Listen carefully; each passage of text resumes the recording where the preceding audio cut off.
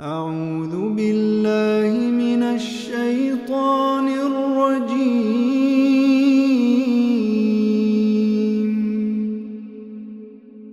بسم الله الرحمن الرحيم.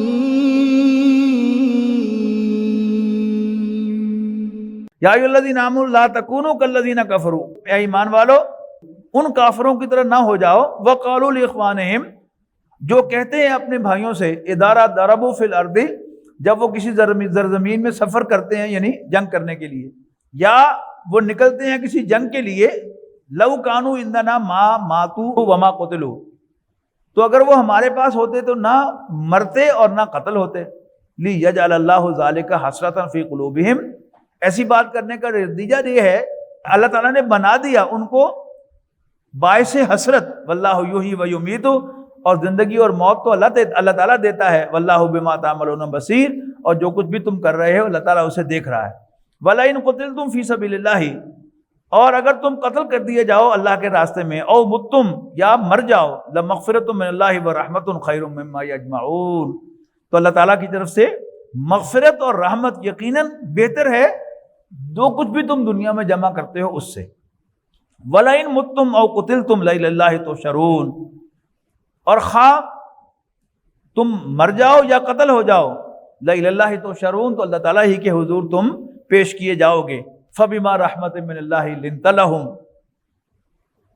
سو یہ کتنی بڑی رحمت ہے اللہ تعالیٰ کی کہ آپ ان کے لیے بڑے لینیٹ واقع ہوئے۔ وَلَوْ كُنْتَ فَظًّا غَلِيظَ الْقَلْبِ، اب دیکھیے اتنا بڑا حادثہ ہوا کہ 70 صحابہ شہید ہو گئے، حضرت حمزہ شہید ہو گئے، حضرت مصعب بن عمیر شہید ہو گئے، نبی اکرم صلی اللہ علیہ وسلم کو شدید زخم آئے، لیکن ان 35 افراد کی کوئی جواب طلبی نہیں کی گئی۔ کوئی سیرت کی کتاب اٹھا کے دیکھ لیں، بنتی تھی کہ نہیں جواب طلبی، لیکن نبی اکرم صلی اللہ علیہ وسلم کو اللہ تعالیٰ نے اتنا شفیق اور مہربان بنایا تھا، کیونکہ ان کے ایمان پر کوئی شبہ نہیں ہے، وہ ایمان والے تھے، منافق نہیں تھے، کافر نہیں تھے، لہذا اللہ تعالیٰ نے ان کو معاف کر دیا، تو نبی اکرم صلی اللہ علیہ وسلم نے بھی معاف کر دیا۔ تو فَبِمَا رَحْمَةٍ مِّنَ اللَّهِ لِنتَ لَهُمْ، یہ اللہ تعالیٰ کی مہربانی ہے کہ آپ ان کے لیے بڑے لینینٹ ہیں۔ وَلَوْ كُنْتَ فَظًّا غَلِيظَ الْقَلْبِ لَانفَضُّوا مِنْ حَوْلِكَ، اور اگر بالفرض والمحال آپ بھی روڈ ہوتے اور سخت دل ہوتے، انکنسیڈریٹ، نرم دل کون ہوتا ہے؟ کسی کو مصیبت، کسی کی مصیبت اور کسی کی تکلیف کو کنسیڈر کرنے والا، اور سخت دل کون ہے؟ انکنسیڈریٹ۔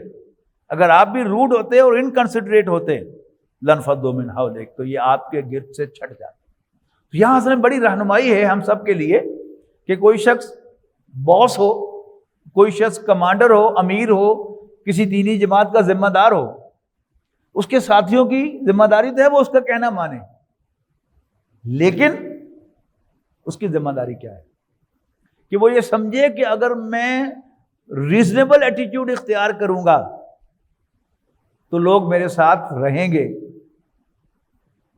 اگر میں روڈلی پیش آؤں گا اپنے سبارڈینیٹس کے ساتھ، ساتھیوں کے ساتھ، یعنی سختی سے پیش آؤں گا تو لوگ مجھے چھوڑ کے بھاگ جائیں گے۔ اگر یہ پریویلیج اللہ کے رسول کو نہیں ہے صلی اللہ علیہ وسلم کہ لوگ ان کے ساتھ جڑ کے رہیں، تو پھر مجھے اور آپ کو یہ فیسلٹی کیسے، یہ پریویلیج کیسے مل سکتی ہے؟ Respect can be earned, it cannot be demanded۔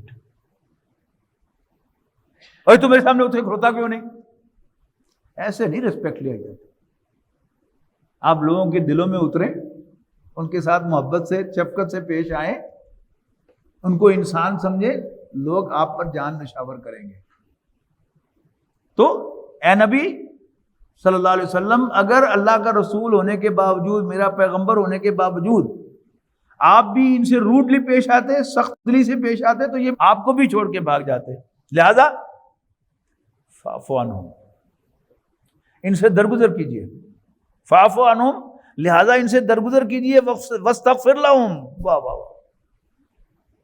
جب بھی کسی ادارے میں، کسی دفتر میں، کسی باس اور سبارڈینیٹ کے درمیان جھگڑا ہو جائے تو ریزالو کیسے ہوتا ہے کہ سبارڈینیٹ ان رائٹنگ معافی مانگتا ہے تو پھر گاڑی آگے چلتی ہے۔ یہاں حضور صلی اللہ علیہ وسلم سے کہا جا رہا ہے آپ ان سے درگزر کریں اور آپ ان کے لیے اللہ تعالیٰ سے معافیاں مانگیں۔ استغفار کیا ہوتا ہے؟ معافی مانگنا۔ وَشَاوِرْهُمْ فِي الْأَمْرِ، اور ڈیسیژن میکنگ میں ان سے مشورہ کیجیے۔ فَإِذَا عَزَمْتَ فَتَوَكَّلْ عَلَى اللَّهِ، پھر جب آپ ریزولوٹ ہو جائیں، کسی نتیجے تک پہنچ جائیں، تو پھر آپ وہ فیصلہ کر دیں اور اللہ پر بھروسہ کریں۔ یعنی مینجمنٹ میں سب سے مشکل فیصلہ کیا سمجھا جاتا ہے کہ manager decides that now he should make a decision. وہ انفارمیشن کلیکٹ کرتا رہتا ہے، پھر ایک سٹیج پر وہ کہتا ہے نو مور، اب وہ فیصلہ کرتا ہے۔ تو فیضا عزمتا، جب آپ نتیجے پر پہنچ جائیں، فتوکل اللہ، اللہ پر بھروسہ کیجیے۔ ان اللہ یحب المتوکلین، بے شک اللہ تعالیٰ توکل کرنے والوں کو پسند فرماتا ہے۔ ان ینصرکم اللہ فلا غالب لکم، اگر اللہ تمہاری مدد کرے گا تو تم پر کوئی غالب نہیں ہو سکے گا۔ وَإِن يَخْذُلْكُمْ، اور اگر وہ تمہیں چھوڑ دے گا، فَمَنْ ذَا الَّذِي يَنصُرُكُم مِّن بَعْدِهِ، تو پھر اس کے بعد کون تمہاری مدد کرے گا؟ وَعَلَى اللَّهِ فَلْيَتَوَكَّلِ الْمُؤْمِنُونَ، اور اللہ تعالیٰ ہی پر مومنوں کو توکل کرنا چاہیے۔ وَمَا كَانَ لِنَبِيٍّ أَن يَغُلَّ، اور کسی نبی کے لیے ممکن نہیں، اس کی شان نہیں کہ وہ خیانت کرے۔ وَمَن يَغْلُلْ يَأْتِ بِمَا غَلَّ يَوْمَ الْقِيَامَةِ، اور جو کوئی خیانت کرے گا وہ اپنی خیانت کے ساتھ قیامت کے دن حاضر ہوگا۔ ثُمَّ تُوَفَّىٰ كُلُّ نَفْسٍ مَا كَسَبَتْ، اور پھر پورا دے دیا جائے گا ہر شخص کو جو اس نے کمایا ہوگا۔ وَهُمْ لَا يُظْلَمُونَ، اور ان پر کوئی زیادتی نہیں ہوگی۔ أَفَمَنِ اتَّبَعَ رِضْوَانَ اللَّهِ كَمَن بَاءَ بِسَخَطٍ مِّنَ اللَّهِ، بھلا وہ شخص جو چل رہا ہو اللہ کی رضا پر، وہ اس شخص کی مانند ہے کہ جو گر گیا ہو اللہ کے غضب میں۔ وَمَأْوَاهُ جہنم، اور اس کا ٹھکانہ جہنم ہو۔ وَبِئْسَ الْمَصِيرُ، اور وہ بہت برا ٹھکانہ ہے۔ ہم درجات عند اللہ، یہ دو قسم کے لوگ ہیں، درجے کے لحاظ سے مختلف ہیں اللہ کے نزدیک۔ واللہ بصیر بما یعملون، اور جو کچھ بھی یہ کر رہے ہیں اللہ تعالیٰ کے علم میں ہے، اللہ تعالیٰ دیکھ رہا ہے۔ لقد من اللہ علی المؤمنین، اللہ تعالیٰ نے بہت بڑا احسان فرمایا ایمان والوں پر۔ اذ بعث فیہم رسولا من انفسہم، جب اس نے مبعوث فرمایا انہی میں سے ایک رسول، یتلو علیہم آیاتہ، جو انہیں اللہ تعالیٰ کی آیات پڑھ پڑھ کر سناتا ہے۔ وَيُزَكِّيهِمْ، ان کا تزکیہ کرتا ہے۔ وَيُعَلِّمُهُمُ الْكِتَابَ وَالْحِکْمَةَ، اور انہیں کتاب اور حکمت کی تعلیم دیتا ہے صلی اللہ علیہ وسلم۔ وَإِن كَانُوا مِن قَبْلُ لَفِي ضَلَالٍ مُبِينٍ، اور اس سے پہلے وہ یقیناً کھلی گمراہی میں تھے۔ نبی اکرم صلی اللہ علیہ وسلم کے یہ 4 فرائض منصبی قرآن مجید میں 4 ہی مرتبہ بیان ہوئے ہیں۔ سب سے پہلے 15ویں رکوع میں جب حضرت ابراہیم اور حضرت اسماعیل علیہ السلام کی دعاؤں کا تذکرہ ہو رہا تھا کہ وہ کعبے کی دیواروں کو اٹھاتے ہوئے اللہ تعالیٰ سے دعائیں کر رہے تھے، تو ان میں سے ایک دعا یہ تھی کہ ربنا وجعلنا مسلمین لک، اے ہمارے رب ہم دونوں کو اپنا مسلمان، اپنا فرمانبردار بنائے رکھ۔ ومن ذریتنا امۃ مسلمۃ لک، اور ہم دونوں کی اولاد میں سے بھی ایک مسلمان امت کھڑی کر۔ وارنا مناسکنا وتب علینا انک انت التواب الرحیم، اور ہمیں ہماری عبادت کے طریقے سکھا، ڈیمونسٹریٹ کر، اور ہماری توبہ قبول فرما، بے شک تو توبہ کا قبول فرمانے والا، رحم فرمانے والا ہے۔ ربنا وابعث فیہم رسولا منہم، اور ربا ان میں اپنا ایک رسول بھی مبعوث فرما، ان میں اپنا ایک رسول بھی اٹھا ہماری اولاد میں سے۔ یتلو علیہم آیاتک، جو انہیں تیری آیات پڑھ پڑھ کر سنائے۔ ویعلمہم الکتاب والحکمہ، اور انہیں کتاب اور حکمت کی تعلیم دے۔ ویزکیہم، اور ان کا تزکیہ کرے۔ انک انت العزیز الحکیم، بے شک تو بالادست حکمت والا ہے۔ اس کے بعد 18ویں رکوع کے آخر میں اس دعا کی کمپلائنس کا ذکر ہوا۔ کذالک بعثنا فیکم رسولا منکم، جیسے ہم نے تمہارے اندر اے مسلمانوں ایک رسول مبعوث فرمایا، کھڑا کیا تمہیں میں سے۔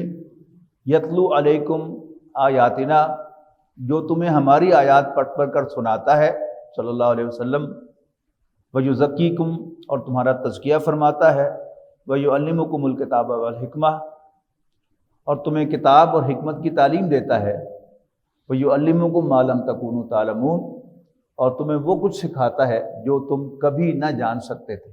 4 عمل وہی ہیں، لیکن اللہ تعالیٰ نے ترتیب جو ہے وہ تبدیل کر دی۔ حضرت ابراہیم علیہ السلام کی دعا میں تزکیہ سب سے آخر میں تھا، اب اللہ تعالیٰ نے تزکیے کو تلاوت آیات کے فوراً بعد کر دیا۔ اس کے بعد کی پھر یہاں سورہ آل عمران کی آیت نمبر 164 میں فرمایا لقد من اللہ علی المؤمنین، بے شک اللہ تعالیٰ نے مومنوں پر بہت بڑا احسان فرمایا، اذ بعث فیہم رسولا من انفسہم، جب بالکل انہی میں سے، یعنی وہی جو پہلے منکن یا منہم کہا تھا، اب من انفسہم، بالکل انہی میں سے ایک پیغمبر مبعوث فرمایا جو انہیں اللہ کی آیات پڑھ پڑھ کر سناتے ہیں صلی اللہ علیہ وسلم، اور ان کا تزکیہ فرماتے ہیں اور انہیں کتاب اور حکمت کی تعلیم دیتے ہیں۔ وَإِن كَانُوا مِن قَبْلُ لَفِي ضَلَالٍ مُبِينٍ، اور اس پیغمبر کے مبعوث ہونے سے پہلے بلا شبہ وہ صریح گمراہی میں تھے۔ اس کے بعد پھر 28ویں پارے میں سورت جمعہ کے مرکزی مضمون کے طور پر وہ دوسری آیت آئے گی کہ جس میں اسی ترتیب کے ساتھ وہ چاروں چیزیں بیان ہوں گی کہ هو الذی بعث فی الامیین رسولا منہم، اللہ ہی تو ہے کہ جس نے مبعوث فرمایا امیین میں، یہ ان لیٹرڈ ونز میں۔ یہ ان لیٹرڈ کون ہے؟ بنی اسماعیل۔ لیٹرڈ کون ہے؟ اہل کتاب، جن کے پاس 3 کتابیں ہیں پہلے سے۔ ان کے مقابلے میں حضرت اسماعیل علیہ السلام کی اولاد میں کوئی کتاب نہیں ہے نبی اکرم صلی اللہ علیہ وسلم سے پہلے۔ حضرت اسماعیل کی اولاد میں کوئی نبی نہیں ہے حضرت محمد صلی اللہ علیہ وسلم سے پہلے، تو 2500 سال تک نبوت کا سارا سلسلہ حضرت اسحاق کی اولاد میں، یعنی حضرت یعقوب کی اولاد میں رہا، جبکہ حضرت اسماعیل علیہ السلام کی اولاد میں 2500 سال تک کوئی نبی نہیں آیا۔ لہذا بنی اسرائیل کے مقابلے میں بنی اسماعیل ان لیٹرڈ ہے، ان پڑھ ہیں، امیین ہیں۔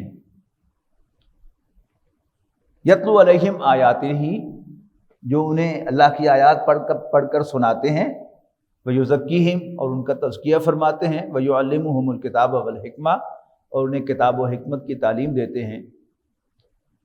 وَإِن كَانُوا مِن قَبْلُ لَفِي ضَلَالٍ مُبِينٍ، یقیناً اس سے پہلے وہ کھلی گمراہی میں تھے۔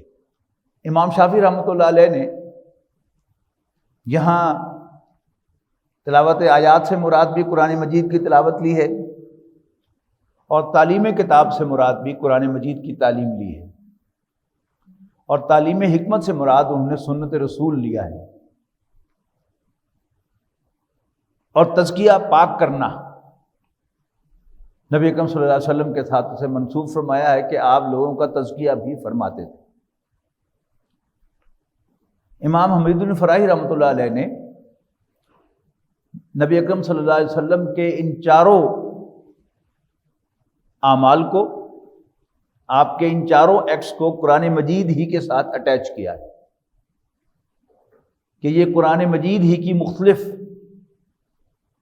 تعلیم ہے، اس کا مختلف انداز ہے وہ کنوے کرنے کا، کہ جو نبی اکرم صلی اللہ علیہ وسلم نے بڑی خوبصورتی کے ساتھ کیا۔ ان کے نزدیک تلاوت آیات قرآن مجید کی وہ آیات ہیں کہ جو اللہ تعالیٰ کی نشانیوں کے بارے میں ہیں۔ آج انشاءاللہ ہم پڑھیں گے سورہ آل عمران کے آخری رکوع میں ان فی خلق السماوات والارض واختلاف اللیل والنہار لآیات لأولی الالباب، یقیناً آسمان اور زمین کے تخلیق اور رات اور دن کے آگے پیچھے آنے میں سینسیبل لوگوں کے لیے بڑی نشانیاں ہیں، نشانیاں جنہیں دیکھ کر اللہ یاد آ جائے۔ ہر بال، ہر ناخن یہ اللہ تعالیٰ کی نشانی ہے، اور قرآن مجید کی وہ آیات کہ جو اللہ تعالیٰ کی طرف متوجہ کرتی ہیں، قرآن مجید کی وہ آیات جو اللہ تعالیٰ کا خوف انسان کے دل میں پیدا کرتی ہیں، اللہ تعالیٰ کی محبت انسان کے دل میں پیدا کرتی ہیں، یہ ایسی قرآن مجید کی آیات جو وہ آیات قرآن ہے، یعنی قرآن مجید کی آیات کی بھی آیات ہیں۔ قرآن مجید کا مکی حصہ، قرآن مجید کا وہ حصہ جو نبی اکرم صلی اللہ علیہ وسلم پر مکہ مکرمہ میں آپ کے قیام کے دوران نازل ہوا، یہ قرآن مجید کا 2/3 حصہ ہے، اس میں احکام نہ ہونے کے برابر ہے، لیکن اس میں بھرپور نشانیاں ہیں۔ آفاقی نشانیاں میں ہیں، کھول آنکھ، زمین دیکھ، فلک دیکھ، فضا دیکھ، مشرق سے ابھرتے ہوئے سورج کو ذرا دیکھ۔ یہ کیا ہے؟ یہ نشانیاں ہی نشانیاں ہیں۔ اور پھر فرمایا وفی انفسکم فی الارض آیات للموقنین وفی انفسکم، زمین پر یقین رکھنے والوں کے لیے نشانیاں ہیں اور خود تمہارے اپنے اندر نشانیاں ہیں۔ پھر انہی میں پچھلی قوموں کے جو واقعات ہیں وہ بھی کیا ہیں؟ نشانیاں ہیں، ان کے اندر بھرپور یاد دہانی اور نصیحت ہے۔ نبی اکرم صلی اللہ علیہ وسلم کی جماعت کا جو سینٹرل کور ہے وہ کون ہے؟ مہاجرین، کہ جو نبی اکرم صلی اللہ علیہ وسلم پر، قرآن مجید کے کلام اللہ ہونے پر ایمان لائے اور ان کے دلوں میں آخرت کا ایمان رچ بس گیا، ان کے ایک ایک ریشے میں ایمان بالآخرت داخل ہو گیا، جس کا نتیجہ یہ نکلا کہ ان کے اندر ایک تبدیلی آئی۔ وہ تبدیلی کیا تھی کہ مولانا حالی نے نقشہ کھینچا ہے مسدس میں کہ نبی اکرم صلی اللہ علیہ وسلم کی تشریف آوری سے پہلے مکہ مکرمہ یا عربوں کی کیفیت کیا تھی۔ کبھی پانی پینے پلانے پہ جھگڑا، کبھی گھوڑا آگے دوڑانے پہ جھگڑا، یعنی صرف پہلے میں پانی پینا ہے یا میں نے پہلے اپنے جانور کو پانی پلانا ہے، اسی پر تلواریں نکل آئیں اور قتل ہو گئے۔ تم نے میرے گھوڑے سے اپنا گھوڑا آگے کیوں نکال دیا؟ اسی پر غصہ آ گیا اور قتل کر دیا۔ جنگ قادسیہ میں چشم فلک نے وہ منظر بھی دیکھا کہ وہی عرب کہ جو پانی پینے پلانے پہ جھگڑتے تھے، جب جنگ کے اندر کسی زخمی کا، کسی مجاہد کا بہت زیادہ خون بہہ گیا تو اسے پیاس لگی اور اس نے پانی مانگا، اور پانی پلانے والا مشکیزہ لے کر پہنچا اس کے پاس، اور یوں اس نے منہ کھولا اور اس نے مشکیزہ یوں کیا کہ ادھر سے دوسرے زخمی نے پانی مانگ لیا، تو اس نے کہا کہ نہیں، پہلے اس کو پانی پلا کے آؤ پھر مجھے پانی پلانا۔ اس کے پاس پہنچا تو تیسرے نے پانی مانگ لیا، اس نے کہا پہلے اس کو پلاؤ۔ اس کے پاس پہنچا تو چوتھے نے پانی مانگ لیا، اس نے کہا پہلے اس کو پلاؤ۔ اس کے پاس آیا تو وہ اللہ کے پاس جا چکا تھا، بھاگا وہ تیسرے کے پاس گیا، وہ بھی جام شہادت نوش کر چکا تھا، دوسرے کے پاس گیا تو بھی اس دنیا میں نہیں تھا، اور پہلے کے پاس آیا تو اس کی روح بھی پرواز کر چکی تھی۔ یہ چینج جو آئی، یہ کیسے آئی؟ نبی اکرم صلی اللہ علیہ وسلم نے ان کے اندر کوئی انجیکشن نہیں لگائے کسی دوا کے، صرف کیا کیا ہے؟ انہیں قرآن مجید پڑھ پڑھ کر سنایا ہے، قرآن مجید پڑھ پڑھ کر سنایا ہے۔ وہ مکی قرآن اتر کر حرا سے سوئے قوم آیا، اسی مسدسی کا شعر ہے، اتر کر حرا سے سوئے قوم آیا صلی اللہ علیہ وسلم، اور ایک نسخہ کیمیا ساتھ لایا۔ بڑا خوبصورت سلیکشن ہے الفاظ کا، یعنی ایک کیمیکل ریسیپی اور ایک نسخہ کیمیا ساتھ لایا، مس خام کو جس نے کندر بنایا، کھرا اور کھوٹا الگ کر دکھایا۔ یہ ہے وہ عمل تزکیہ۔ تو نبی اکرم صلی اللہ علیہ وسلم نے قرآن مجید کی آیات سنا سنا کر تزکیہ کیا، اور اس تزکیے کی سب سے نمایاں جو مینیفیسٹیشن تھی، جو ظہور تھا، جو اس کا ایفیکٹ نظر آتا تھا، وہ کیا کہ دنیا کے طالب آخرت کے طالب بن گئے۔ جو 1000 سالہ زندگی چاہتے تھے دنیا کی، ان کی خواہش کیا تھی کہ ہمیں شہادت کی موت مل جائے اور ہم جنت میں چلے جائیں۔ یہ تبدیلی کو آسان تبدیلی نہیں ہے، یعنی یہ تو ہوا مکہ میں نبی اکرم صلی اللہ علیہ وسلم نے خود کیا، اور نبوت کے 12ویں سال حج کے موقع پر جب مدینے کے 12 افراد نبی اکرم صلی اللہ علیہ وسلم کی خدمت میں حاضر ہوئے تو انہوں نے ایک درخواست کی نبی اکرم صلی اللہ علیہ وسلم سے کہ اللہ کے رسول، ہم آپ سے بہت دور ہیں، روز روز آپ کی خدمت میں حاضر ہونا اور آپ سے استفادہ، اور آپ کیا افادہ کر رہے تھے؟ قرآن مجید پڑھ پڑھ کر سنا رہے تھے، تو ہمارے لیے آپ کی زبان مبارک سے قرآن مجید سننا ممکن نہیں ہے، لہذا آپ ہمیں کوئی مقری، قرآن پڑھانے والا عطا کر دیں جسے ہم ساتھ لے جائیں اور وہ ہمیں وہاں بیٹھے ہوئے قرآن مجید پڑھاتا رہے۔ تو نبی اکرم صلی اللہ علیہ وسلم نے حضرت مصعب بن عمیر رضی اللہ تعالیٰ عنہ کا انتخاب فرمایا اور 1 سال انہوں نے قرآن پڑھایا، اور پڑھایا ہی نہیں، شاید گھونٹ کے پلا دیا تھا یا قرآن مجید انجیکٹ کر دیا تھا ان کے خون کے اندر۔ غزوہ بدر کے موقع پر جب عتبہ بن ربیعہ اپنے بیٹے اور بھائی کے ساتھ میدان میں آیا سب سے پہلے، اور اس نے دعوت دی کہ آؤ میدان میں، اس کے اپنے بیٹے حضرت حذیفہ بن عتبہ میدان میں آ گئے، تو نبی اکرم صلی اللہ علیہ وسلم کہ نہیں، باپ کے سامنے تلوار تان کر کھڑے نہ ہو، واپس آ جاؤ۔ پھر 3 انصاری صحابی آئے نکل کر، تو عتبہ نے کہا کہ پہلے اپنا تعارف کرواؤ، تو انہوں نے بتایا کہ میں اوسی ہوں، اس نے کہا میں خزرجی ہوں، اس نے کہا میں خزرجی ہوں۔ تو وہ چیخ کر بولا، عتبہ بن ربیعہ نبی اکرم صلی اللہ علیہ وسلم کو خطاب کرتے ہوئے، محمد صلی اللہ علیہ وسلم، ان کاشتکاروں سے لڑا کر ہماری بےزتی نہ کرو۔ یہ بات بھی سمجھ دینی چاہیے کہ یہ کیا ہے کاشتکاروں سے لڑا کر۔ ہمارے ہاں جو مختلف فیملیز ہیں، راجپوت، جاٹ، ڈوگر، پٹھان، یہ لڑنے بھڑنے والے لوگ ہیں۔ ان کی تو سچ پوچھیے تو روٹی ہضم نہیں ہوتی کہ جب تک وہ لڑ بھڑ نہ لیں۔ ان کے مقابلے میں کاشتکار، ارائیں اور کاروباری شیخ، یہ کیا ہے؟ یہ اپنے کام سے کام رکھنے والے لوگ ہیں۔ کاروباری آدمی کبھی اپنی دکان بند نہیں کرنا چاہتا، اور چونکہ وہ دکان بند نہیں کرنا چاہتا لہٰذا وہ خام خواہ ادھر ادھر کے پنگے نہیں لیتا، لڑائی جھگڑے کے اس کو کچہریوں میں اور تھانوں میں جانا پڑے، لہٰذا وہ اپنے کاروبار کو اہمیت دیتا ہے۔ اسی طرح کاشتکار جو ہے وہ اپنے کھیت کو، اپنے باغ کو، اپنی فصل کو 1 نمبر پرائرٹی دیتا ہے۔ پنجابی کا محاورہ ہے کہ واڈیاں دے دن مرن دی ویل نہیں ہوتی، ہے نا؟ یہ محاورے ایسے تھوڑا بنے ہوتے ہیں کہ کسان کی جو اصل کنسرن ہے وہ اس کا کھیت ہے۔ آج بدھ ہے، آج رات 2 بجے پانی لگانا ہے، لہذا وہ کوئی ایسی ایکٹیویٹی جو ہے اس کو بیچ میں نہیں آنے دے گا کہ جس کی وجہ سے آج اس کی پانی کی باری ضائع ہو جائے۔ فصل تیار ہے، اب وہ کاٹنی ہے۔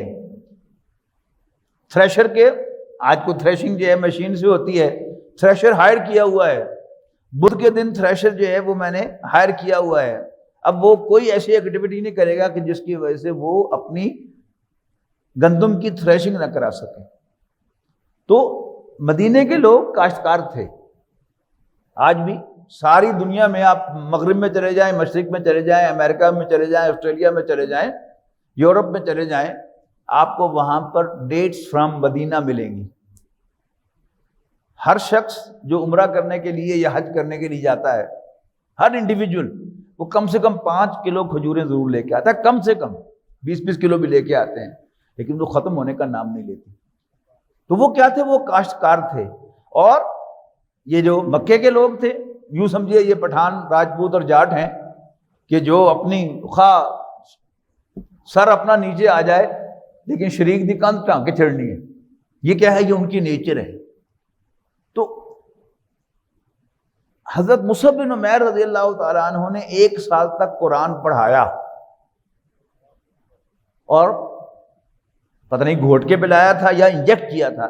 جب ان کے اندر خون میں قرآن مجید چلا گیا، اب وہ کاشتکار بھی شیر بن گئے، اور مکے کے سورماؤں جو اپنے آپ کو سب سے لڑاکا سمجھتے تھے، ان کے منہ میں ہاتھ ڈال دیا کہ انہوں نے نبی اکرم صلی اللہ علیہ وسلم کو پناہ دے دی کہ آپ ہمارے پاس تشریف لے آئیں۔ اگلے سال جب آئے تو وہ پیشکش لے کے آئے کہ اللہ کے رسول، آپ کے خاندان والوں نے آپ کو ڈس اون کر دیا ہے، اس لیے کہ ابو لہب جب خاندان کا سربراہ بنا ابو طالب کے بعد، وہ بھی تایا تھا نبی اکرم صلی اللہ علیہ وسلم کا، تو اس نے آپ کو خاندان بنو ہاشم سے نکال دیا۔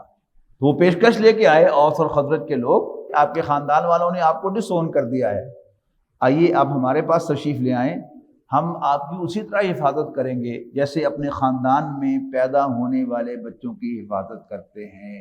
بن گئے نا شیر؟ کیسے بنے؟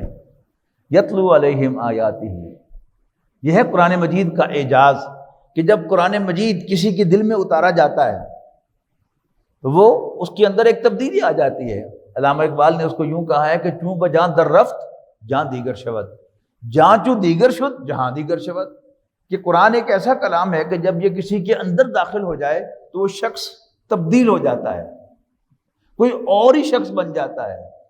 اور جہاں چوں دیگر شد جہاں دیگر شود، جب ایک شخص اندر سے بدل جاتا ہے تو اس کے لیے پورا جہان بدل جاتا ہے، اس کا ورلڈ ویو بدل جاتا ہے. یعنی ایک ہے نا، یہ سامنے جو ٹیبل ہے میرے ڈیسک ہے، اس اینگل سے دیکھیں تو اس کی شیپ اور ہے، سامنے سے دیکھیں تو شیپ اور ہے، ادھر سے دیکھیں تو شیپ اور ہے. تو جب اندر قرآن مجید داخل ہو جاتا ہے تو دنیا جو پہلے بڑی خوبصورت دکھتی تھی، اس پر مرنے کو جی چاہتا تھا، اب اس کو لات مار کر آخرت کی کامیابی حاصل کرنے کے لیے انسان بےتاب ہو جاتا ہے. یہ ہے تبدیلی، یہ ہے تزکیہ. تو نبی اکرم صلی اللہ علیہ وسلم نے جو تزکیہ فرمایا ہے وہ یہ ہے، یتلو علیہم آیاتہ، جو ان کے سامنے اللہ تعالیٰ کی آیات پڑھ پڑھ کر سناتے ہیں، وَيُزَكِّيهِمْ، دیر بائی ان کا تزکیہ کرتے ہیں، وَيُعَلِّمُهُمُ الْكِتَابَ وَالْحِکْمَةَ. اب مولانا فراہی نے کتاب سے مراد احکام لیے ہیں، جیسے رمضان کی آیت کتب علیکم الصیام، تم پر روزہ رکھنا فرض کیا گیا ہے، تو یہ کیا ہے؟ احکام. اب یوں ہی مدینہ منورہ تشریف آوری ہوئی، اب تابڑ توڑ احکام آ رہے ہیں، تم پر یہ فرض کیا جاتا ہے، تم پر روزہ فرض کیا جاتا ہے، تم پر وصیت فرض کی جاتی ہے، تم پر اللہ کے راستے میں لڑنا فرض کیا جاتا ہے، تم پر قصاص فرض کیا جاتا ہے. یہ کیا ہے؟ یہ احکام ہے. تو جب زمین ہموار ہو گئی، تزکیہ ہو گیا، تو پھر احکام نازل کیے گئے. اب دل صاف ہے تو ان پر عمل کرنا بھی آسان ہے، ورنہ کیفیت کیا رہے گی؟ جانتا ہوں ثواب طاعت و زہد پر طبیعت تر نہیں آتی. اور حکمت کیا ہے؟ دانائی. روزہ کیوں فرض کیا؟ لعلکم تتقون، تاکہ تم متقی بن جاؤ. زکوٰۃ کیوں فرض کی گئی؟ تاکہ تمہارا تزکیہ ہو جائے. زکوٰۃ کے معنی ہی وہی ہے، مادہ ہی وہی ہے. تو یہ چاروں چیزیں قرآن مجید سے متعلق ہیں. قرآن مجید کا جو آیات والا حصہ ہے، ایمان پیدا کرنے والا موٹیویٹنگ پارٹ آف دا قرآن، وہ یتلو علیہم آیات ہی ہے.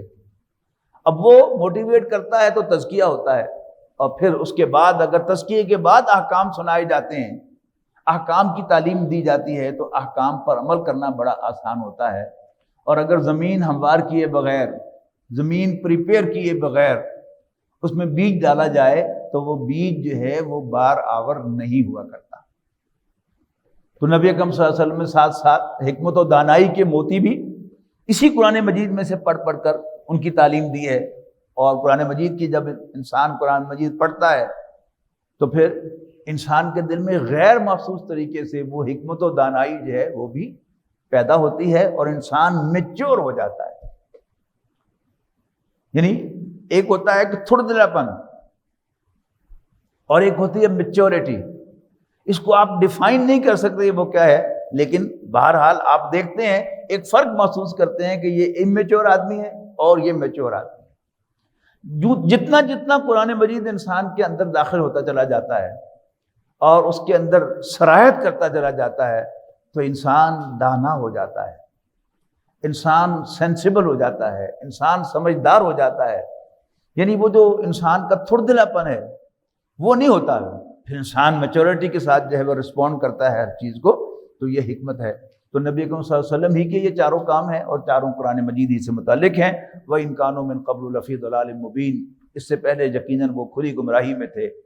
أَوَلَمَّا أَصَابَتْكُم مُّصِيبَةٌ قَدْ أَصَبْتُم مِّثْلَيْهَا، بیک گراؤنڈ میں وہی غزوہ احد کو یاد رکھیے گا کہ ایسا نہیں ہوا کہ جب پہنچی تم کو کوئی مصیبت، جبکہ پہنچا چکے تھے اس سے دگنی مصیبت دشمنوں کو بدر میں. قُلْتُمْ أَنَّ هَٰذَا، یہ درمیان میں بریکٹ تھی، اس کے بعد اس کو اکٹھا یوں پڑھیں گے، اولما اصابتکم مصیبت قلتم ان ھذا، کہ جب بھی تم پر کوئی مصیبت آئی تو تم نے کہا کہ ایسا کیوں ہوا. درمیان میں وہ ایک ہے کہ جبکہ اس سے دگنی مصیبت ہم پہلے تمہارے دشمنوں کو پہنچا چکے تھے. قلتم ان ھذا، تم نے کہا کہ یہ مصیبت کہاں سے آ گئی. قل ھو من عند انفسکم، اے نبی ان سے کہو کہ یہ تمہارے اپنے پاس سے آئی ہے. اگر تم کمانڈر کی حکم کی خلاف ورزی نہ کرتے اور تم پہاڑی کے اوپر موجود رہتے نبی اکرم صلی اللہ علیہ وسلم کے فرمان کی اسپرٹ پر عمل کرتے تو پھر یہ نوبت نہ آتی۔ ان اللہ علی کل شیء قدیر، بے شک اللہ تعالیٰ ہر چیز پر قادر ہے۔ وما اصابکم یوم التقى الجمعان باذن اللہ، اور جو نقصان پہنچا تمہیں اس دن جب دو فوجیں آپس میں ٹکرائیں تو وہ اللہ تعالیٰ کے اذن سے تھا، اس کی اجازت سے تھا۔ وَلِيَعْلَمَ الْمُؤْمِنِينَ، اور اس لیے کہ اللہ تعالیٰ مومنوں کو جانچ لے، پرکھ لے، معلوم کر لے ان کی کیفیت۔ وَلِيَعْلَمَ الَّذِينَ نَافَقُوا، اور اس لیے کہ دیکھ لے کہ ان میں سے منافق کون سے ہیں۔ وَقِيلَ لَهُمْ تَعَالَوْا قَاتِلُوا فِي سَبِيلِ اللَّهِ أَوِ ادْفَعُوا، اور کہا گیا تھا ان سے کہ آؤ جنگ کرو اللہ کی راہ میں یا دفاع کرو، تو قَالُوا لَوْ نَعْلَمُ قِتَالًا، تو کہنے لگے کہ اگر واقعی ہمیں پتا ہوتا کہ جنگ ہونی ہے، کوئی نورہ کشتی نہیں ہونی یا خودکشی نہیں ہونی، لَاتَّبَعْنَاكُمْ، تو ہم تمہاری پیروی کرتے، تمہارے ساتھ چلتے۔ ہم للکفر یومئذ اقرب منہم للایمان، اس دن یہ لوگ کفر سے زیادہ قریب تھے ایمان کے مقابلے میں۔ یقولون بافواہہم، اور اپنے منہوں سے وہ بات کہہ رہے ہیں، ما لیس فی قلوبہم، جو ان کے دلوں میں نہیں ہے۔ واللہ عالم بما یکتمون، اور جو کچھ یہ چھپاتے ہیں اللہ تعالیٰ اس کو خوب جانتا ہے۔ الذین قالوا لاخوانہم، یہ وہ لوگ ہیں جو یہ کہتے ہیں اپنے بھائیوں سے، وقعدوا، جبکہ خود وہ گھر میں بیٹھے ہوئے ہیں، لو اطاعونا، اگر تم نے ہماری بات مانی ہوتی، ما قتلوا، تو یوں مارے نہ جاتے۔ قل فادرؤوا عن انفسکم الموت، اے نبی کہہ دو کہ اچھا ٹال کر دکھاؤ تم اپنے آپ سے موت کو، ان کنتم صادقین، اگر تم سچے ہو۔ ولا تحسبن الذین قتلوا فی سبیل اللہ امواتا، اور مت سمجھنا ان کو جو اللہ کے راستے میں قتل ہو جائیں کہ وہ مردہ ہیں، مرے ہوئے ہیں، بل احیاء، بلکہ وہ تو زندہ ہیں۔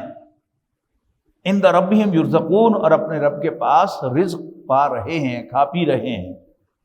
فرحین بما آتاہم اللہ من فضلہ، فرحاں وہ شادہ ہیں اس پر جو اللہ تعالیٰ نے ان کو اپنے فضل سے عطا کیا ہے۔ وَيَسْتَبْشِرُونَ بِالَّذِينَ لَمْ يَلْحَقُوا بِهِمْ مِنْ خَلْفِهِمْ أَلَّا خَوْفٌ عَلَيْهِمْ وَلَا هُمْ يَحْزَنُونَ، اور مطمئن ہیں ان لوگوں کے بارے میں جو ابھی نہیں پہنچے ان کے پاس، ان کے پچھلوں میں سے۔ اللہ خوف علیہم، اس لیے کہ ان پر تو کوئی خوف، ولا ہم یحزنون، اور ملال نہیں ہے۔ یستبشرون بنعمت من اللہ، مطمئن ہے اللہ کے انعام پر، وفضل، اور اس کی عنایت پر، وان اللہ لا یضیع اجر المؤمنین، اور یہ کہ اللہ تعالیٰ مومنوں کے اجر کو ضائع نہیں کرے گا۔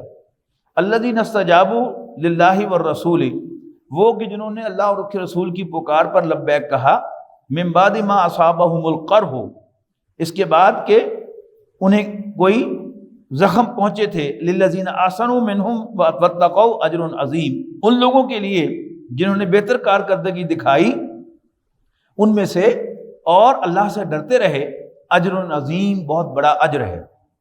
الذین قال لهم الناس، یہ وہ لوگ ہیں کہ جن سے لوگوں نے کہا، ان الناس قد جمعوا لکم، لوگ تمہارے مقابلے کے لیے جمع ہیں، فخشوہم، پس ان سے ڈرو، فزادہم ایمانا، تو اس پر وہ ڈرے نہیں بلکہ ان کے ایمان میں اور اضافہ ہو گیا۔ وقالوا حسبنا اللہ ونعم الوکیل، اور وہ پکار اٹھے کہ اللہ ہمارے لیے کافی ہے اور وہ بہت اچھا کارساز ہے، کام کا بنانے والا ہے۔ فانقلبوا بنعمت من اللہ وفضل، نتیجہ یہ نکلا کہ وہ لوٹے اللہ کا انعام لے کر اور اس کا فضل لے کر۔ لم یمسسہم سوء، اور انہیں کوئی نقصان نہیں پہنچا، واتبعوا رضوان اللہ، اور انہوں نے اللہ تعالیٰ کی رضا حاصل کرنے کے لیے وہ چلے، اس کی پیروی کی، اس راستے کی جس سے اللہ تعالیٰ کی رضا جوئی ملتی ہے۔ واللہ ذو فضل عظیم، اور اللہ تعالیٰ بڑے فضل والا ہے۔ انما ذالکم الشیطان یخوف اولیاءہ، یہ جو شیطان ہے یہ اپنے دوست سے ڈراتا ہے۔ فلا تخافوہم وخافونی، لہذا اے مسلمانوں تم ان سے نہ ڈرو، یعنی اللہ کے دشمنوں سے نہ ڈرو، جیسے آج ہم ڈر رہے ہیں امریکہ سے اور ویسٹ سے کہ وہ ہمیں کھا جائیں گے اور ہمارا ناطقہ بند کر دیں گے اور ہمیں بھوک سے دوچار کر دیں گے، ان سے مت ڈرو۔ فلا تخافوہم وخافونی، اور مجھ سے ڈرو، اللہ تعالیٰ فرما رہا ہے ان کنتم مومنین، اگر تم واقعی مومن ہو۔ ولا يحزنك الذين يسارعون في الكفر، اور نہ غمگین کریں وہ لوگ کہ جو کفر میں آگے بڑھ رہے ہیں، انہم لن يضر اللہ شیئا، یقیناً وہ اللہ کا کچھ بھی نہ بگاڑ سکیں گے۔ یرید اللہ اللہ یجعل لهم حظا فی الآخرہ، اللہ چاہتا ہے کہ ان کا آخرت میں کوئی حصہ نہ ہو۔ وَلَهُمْ عَذَابٌ عَظِيمٌ، اور ان کے لیے ایک بڑا عذاب ہے۔ ان الذین اشتروا الکفر بالایمان، یقیناً وہ لوگ جنہوں نے خرید لیا کفر ہاتھ سے ایمان دے کر، یعنی ایمان کے بدلے، لن یضر اللہ شیئا، وہ اللہ کا کچھ بھی بگاڑ نہ سکیں گے۔ وَلَهُمْ عَذَابٌ علیم، اور ان کے لیے ایک دردناک عذاب ہے۔ لا يحسبن الذین کفروا، اور ہرگز نہ گمان کریں وہ لوگ جنہوں نے کفر کا راستہ اختیار کیا، انما نملی لہم خیر لانفسہم، یہ جو ڈھیل ہم انہیں دے رہے ہیں وہ ان کے لیے بہتر ہے۔ انما نملی لہم لیزدادوا اثما، ہم انہیں ڈھیل اس لیے دے رہے ہیں، مہلت اس لیے دے رہے ہیں تاکہ وہ اضافہ کر لیں اپنے گناہوں میں۔ وَلَهُمْ عَذَابٌ مُهِینٌ، اور ان کے لیے ایک توہین آمیز ہیوملیٹنگ پنشمنٹ ہے۔ ما کان اللہ لیذر المؤمنین علی ما انتم علیہ، نہیں ہے اللہ ایسا کہ چھوڑ دے مومنوں کو اس حالت میں کہ جس میں تم ہو، حتی یمیز الخبیث من الطیب، یہاں تک کہ وہ ناپاک کو پاک سے الگ کر دے۔ وما کان اللہ لیطلعکم علی الغیب، اور نہیں ہے اللہ کہ مطلع کرے تمہیں غیب پر۔ ولیکن اللہ یجتبی من رسلہ من یشاء، ہاں غیب کی خبروں کے لیے جو ہر ایک کو نہیں ملتی، اپنے پیغمبروں میں سے جس کے لیے اللہ چاہتا ہے وہ عطا کرتا ہے۔ فآمنوا باللہ ورسلہ، پس ایمان لاؤ اللہ اور اس کے رسول پر صلی اللہ علیہ وسلم۔ وَإِن تُؤْمِنُوا، اور اگر تم ایمان رکھو گے، وَتَتَّقُوا، اور اللہ سے ڈرتے رہو گے، فَلَكُمْ أَجْرٌ عَظِيمٌ، تو تمہارے لیے بہت بڑا اجر ہوگا۔ وَلَا يَحْسَبَنَّ الَّذِينَ يَبْخَلُونَ بِمَا آتَاهُمُ اللَّهُ مِنْ فَضْلِهِ، مت سمجھنا ان لوگوں کے بارے میں جو بخل کرتے ہیں اس میں جو اللہ نے انہیں عطا کیا ہے اپنے فضل میں سے، ہوا خیر لہم، کہ وہ ان کے لیے بہتر ہے، بل ہوا شر لہم، اصل میں یہ ان کے لیے برا ہے۔ سیطوقون ما بخلوا به یوم القیامہ، ضرور طوق بنا کر ڈالا جائے گا ان کا وہ مال ان کی گردنوں میں جس پر وہ بخل کرتے تھے، یوم القیامہ، قیامت کے روز۔ وللہ میراث السماوات والارض، اور آسمانوں اور زمین کی میراث اللہ ہی کی ہے۔ واللہ بما تعملون خبیر، اور جو کچھ بھی تم کرتے ہو اللہ تعالیٰ اس سے باخبر ہے۔